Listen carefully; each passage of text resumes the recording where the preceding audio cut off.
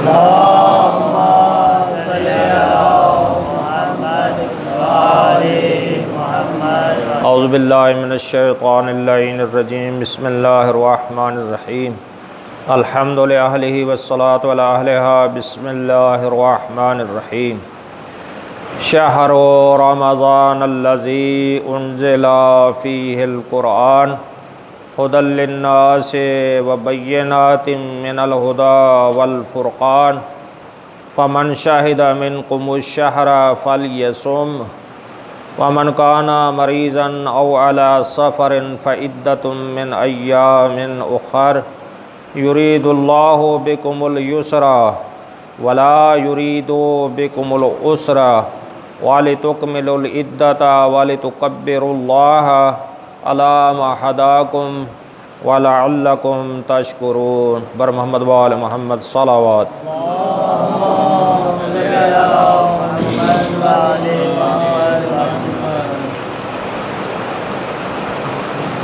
سورہ بقرہ آیت نمبر 185 کا ترجمہ اور تفسیر آپ کی خدمت میں بیان کرنا چاہتا ہوں۔ اللہ تبارک و تعالی ارشاد فرما رہا ہے، شہر رمضان الذی انزل فیہ القرآن، یہ ماہ رمضان کا وہ مہینہ ہے جس میں قرآن کریم کو نازل کیا گیا ہے۔ کہ ایسا مہینہ ہے ماہ رمضان انزل فیہ القرآن، جس مہینے میں قرآن کریم کو نازل کیا گیا۔ تو قرآن کیسا ہے؟ فرمایا ھدی للناس، پورا قرآن کریم ہدایت ہے، للناس لوگوں کے لیے، وبینات من الھدی والفرقان، فرمایا یہ کھلم کھلا نشانیاں ہیں ہدایت کی واضح تر نشانیاں ہیں قرآن کریم۔ تو فرمایا والفرقان، یہ قرآن کریم فرقان بھی ہے۔ فمن شاہد منکم الشہر، فرمایا اگر تم میں سے کوئی اس مہینے کو پائے، فلیصم، اسے چاہیے کہ وہ روزہ رکھے، ومن کان مریضا او علی سفر فعدۃ من ایام اخر، اگر کوئی شخص مریض ہو یا سفر کی حالت میں ہو، یہ گنتی پوری کرے دوسرے مہینوں میں۔ یرید اللہ بکم الیسر، اللہ نے ارادہ کیا ہے کہ تمہارے لیے آسانیاں پیدا کرے۔ اللہ کا ارادہ یہی ہے، تمہارے لیے تمہیں مشکل میں نہ ڈالے۔ ولا یرید بکم العسر، وہ دوسرا جملہ بھی اس آیت میں آ گیا ہے، اللہ آسانی چاہتا ہے، یسرا۔ ولا یرید بکم العسر، عسر کہتے ہیں مشقت، تکلیف، اللہ تمہیں تکلیف میں نہیں ڈالنا چاہتا، اللہ تمہارے لیے آسانیاں پیدا کرتا ہے۔ تو فرمایا وَلِتُکْمِلُوا الْعِدَّةَ، یہ گنتی کو مکمل کر لو، یعنی روزے ماہ رمضان کے مکمل کرو۔ وَلِتُكَبِّرُوا اللَّهَ، اللہ کی کبریائی بیان کرو، اس کی عظمت بیان کرو، اس کی جلالت بیان کرو کہ وہ لائق عبادت ہے، اس کی کبریائی بزرگی بیان کرو۔ عَلَىٰ مَا هَدَاكُمْ، جس نے تمہیں ہدایت بخشی ہے، وَلَعَلَّكُمْ تَشْكُرُونَ، تاکہ تم اللہ کے شکر گزار بندے بن جاؤ۔ کیا کمال ہے قرآن کا، جو بھی آپ جملہ پڑھنا ہے، آیت پڑھنی ہے، ہدایت ہی ہدایت ہے۔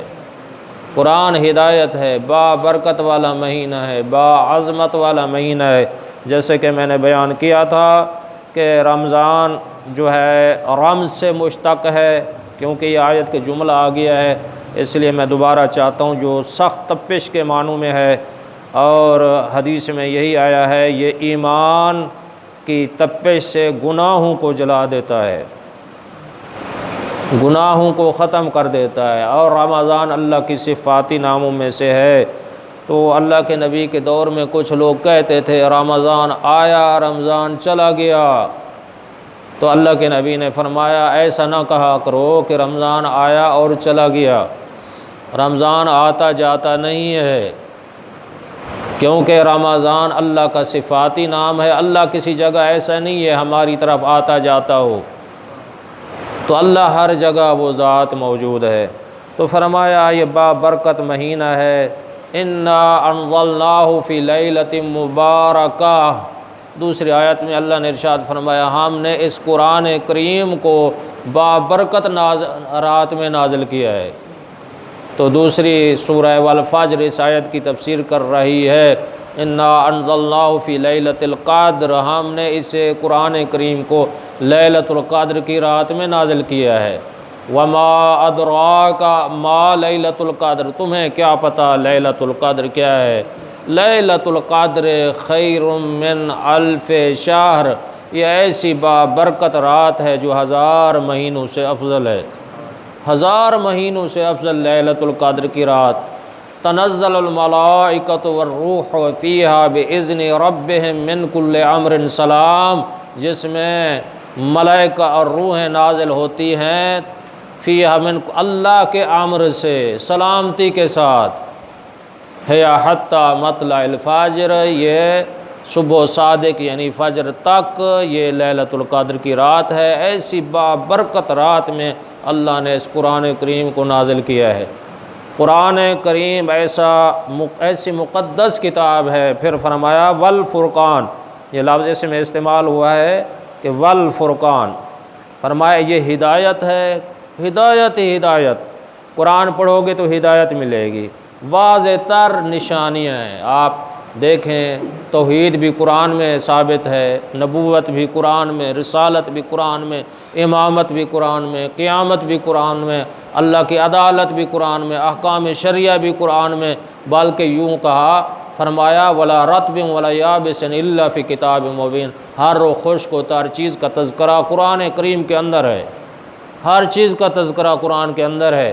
تو یہی فرمایا والفرقان کا معنی کیا ہے؟ یہ قرآن کا ایک نام کیا ہے؟ فرقان ہے۔ فرقان کے کیا معنی ہے؟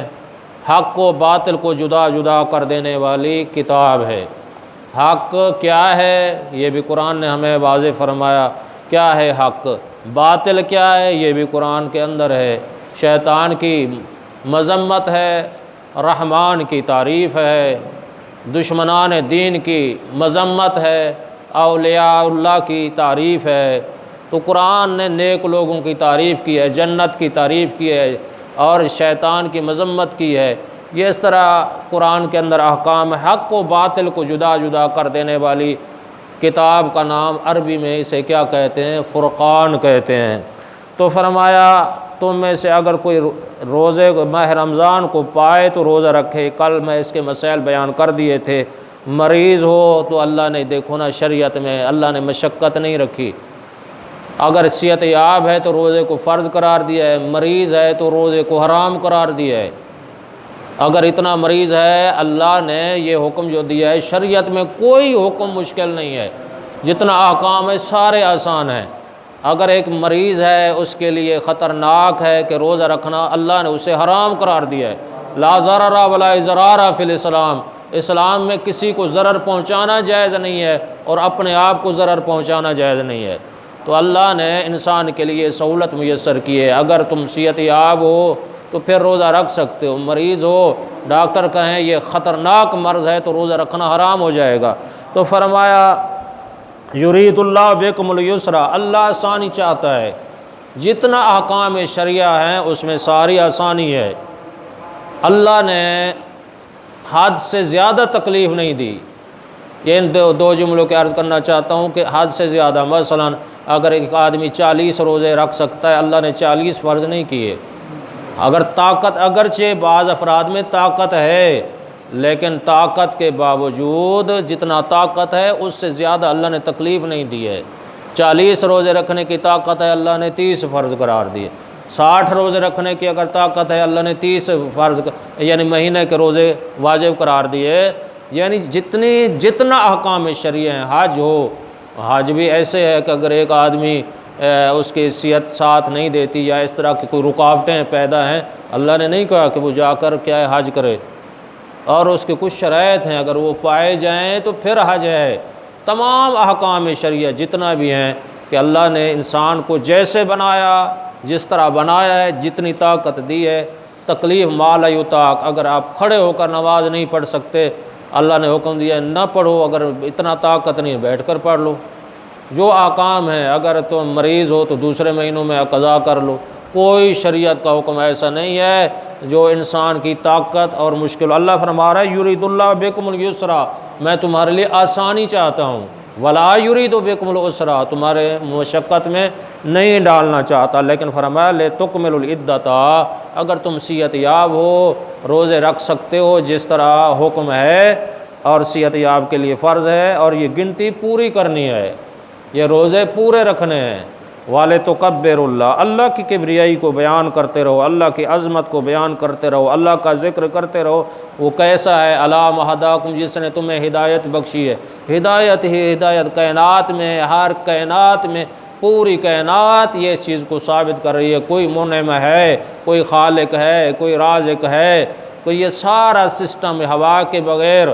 پچھلے دنوں میں آپ نے یہ سنا تھا کہ ہوا میں جو ہے یہ نمی اس میں جو ہے کم ہو گئی ہے، اور اس کے اندر یہ گلے کی بیماری اس طرح کی، کیا ہے یہ قدرت کیا ہے؟ اللہ نے ایک چھوٹی سی چیز ہے جو ہمیں ہوا محسوس تو ہوتی ہے، آنکھوں سے نظر نہیں آتی ہے، اور آثار سے محسوس، اس میں نمی تھوڑی سے کتنا بیماریاں پیدا ہو گئیں۔ اور اسی طرح پانی کے بغیر زندہ نہیں رہ سکتے، ہوا کے بغیر زندہ نہیں رہ سکتے، غذا کے بغیر زندہ نہیں رکھ سکتے۔ یہ جگمگاتے ہوئے ستارے، یہ سورج، یہ ہوائیں، یہ زمین، یہ کائنات، یہ سارا سسٹم جس پہ ہم چل رہے ہیں، آ جا رہے ہیں، ہمیں نہ موت کا خیال ہے، نہ کوئی واجبات کا خیال ہے، دندناتے پھرتے ہیں، کوئی پتہ نہیں ہے، لیکن فرمایا اللہ یہ سارا نظام اس ذات کا ہے، اسی نے انبیاء بھیجے، اسی نے اوصیاء بھیجے، اس نے ائمہ ہدا بھیجے، اس نے ہدایت کے لیے قرآن کریم کو نازل کیا ہے۔ لہٰذا ہمیں عبرت حاصل کرنی چاہیے کہ ہمیشہ کے لیے اس دنیا میں نہیں رہنا، اس دنیا میں رہتے ہوئے اللہ کے احکام کی اطاعت کرتے ہوئے اور ادا کرتے ہوئے اگر جائیں گے تو پھر جنت میں ہمیشہ کی زندگی ہوگی۔ وآخر دعوانا الحمد للہ۔